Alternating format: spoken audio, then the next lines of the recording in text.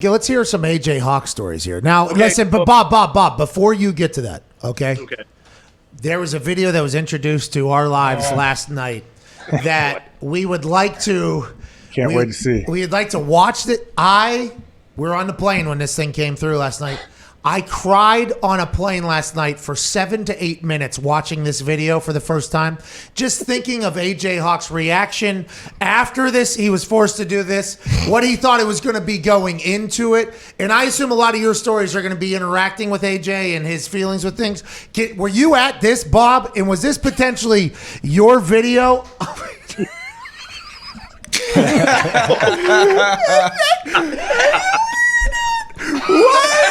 What is it? AJ, what is it? You wish you would have torn your groin and been tired 3 minutes later. I'm proud of it. Okay. How many of these events were happening around Green Bay? Is that the recorded loop where he only did it once or twice, and they just kept splicing it and splicing it? The more times I watched it, so much power. The harder I started laughing. Look at those shorts. You don't know about those giant shorts either. What did you think you were showing up to here, AJ? Will you please tell me? What did you think this was? Did you know you're going to be doing karate with these two guys? The dude, the shaved head guy actually is like a legit Taekwondo guy, I believe it was. But no, that's a disgrace to karate to call that karate. That was just trying to, I don't know. Honestly, I have no idea what the hell was.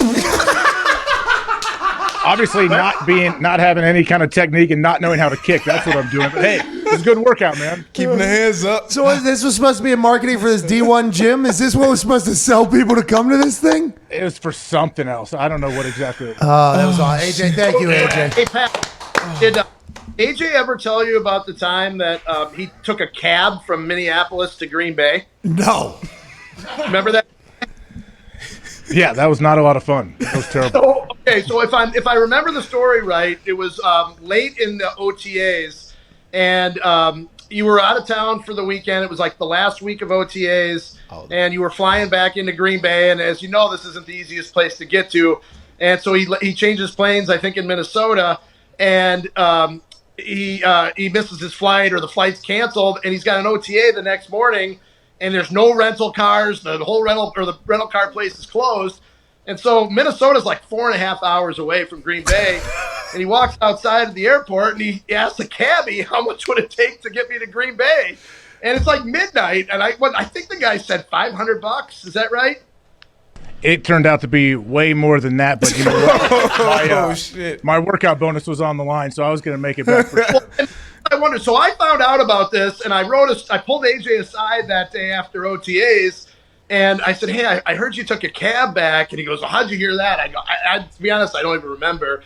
And he said, "Yeah, I was coming from here and this and whatever. It might have been like $2,000, whatever it was. Ended up being a hilarious story. But I never did get to ask, is the only reason you did it because you had like the cab fare was going to pale in comparison to if you miss one more OTA and you need to get your Bob, it's because he was a good teammate. Hey, listen, Bob, that's one of those things where these OTAs Monday morning something happens and people travel for the long weekend, especially at the end where they got Fridays off, Saturday, Sunday off, or whatever. You hear every coach. It's like, hey.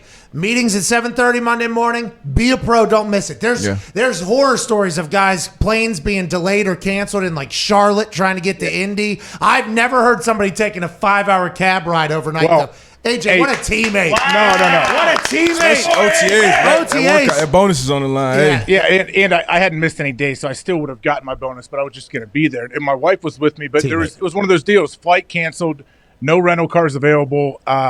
And by the way, I had multiple people though from my plane say, "Hey, you want to get a car together?" And I'm like, "No, I already got something set up already." In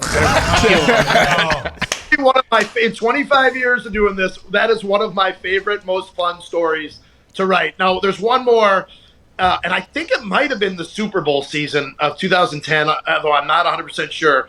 But the first game of the year, I think, was at Philly, and they played like all dime defense, and AJ didn't get a single snap. Like, not one snap. And I'm not going to sell out who the source was, but I get a call from somebody close to AJ that says to me that next morning, he goes, if you wrote a story that said AJ Hawk basically says, play me or trade me, you wouldn't be wrong. I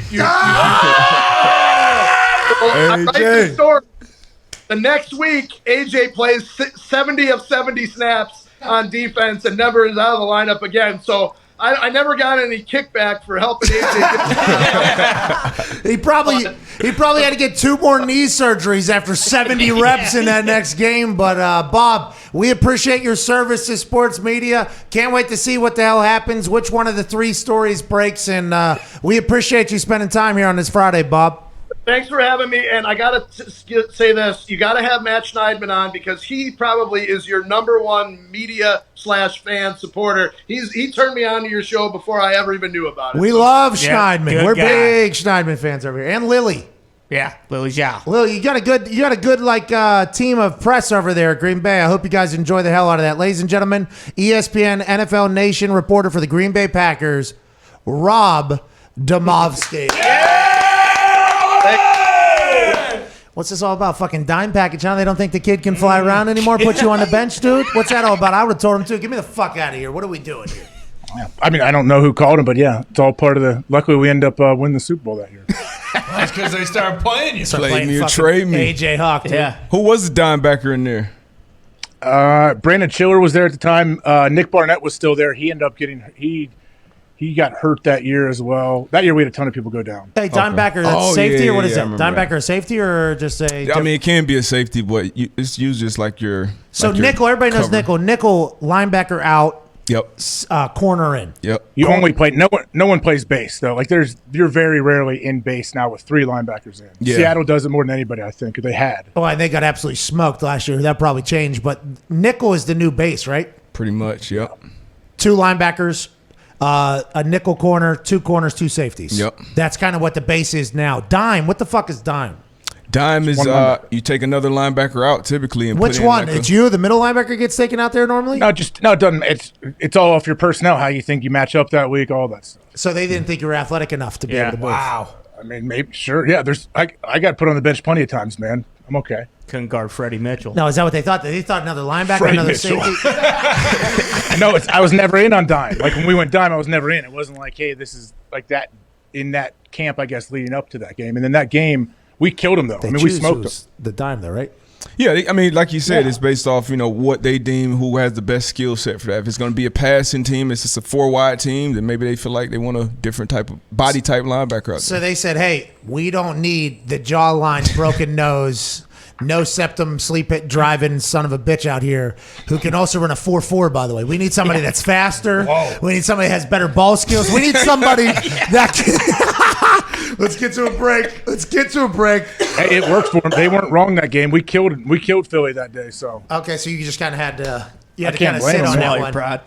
I ran down on a kickoff. You know what though? I think I was getting so pissed and bored. I ran down the kickoff and I almost caused a fumble. I was kind of close to causing a fumble. I think I tried to claim it. What if you get hamstring on that fucking kickoff? Oh my god! I wasn't running fast enough. Probably destroyed somebody. Yes, I would assume you absolutely murdered somebody on that kickoff. Now you got to block AJ. What were you? 3, 4, 5? Do you remember?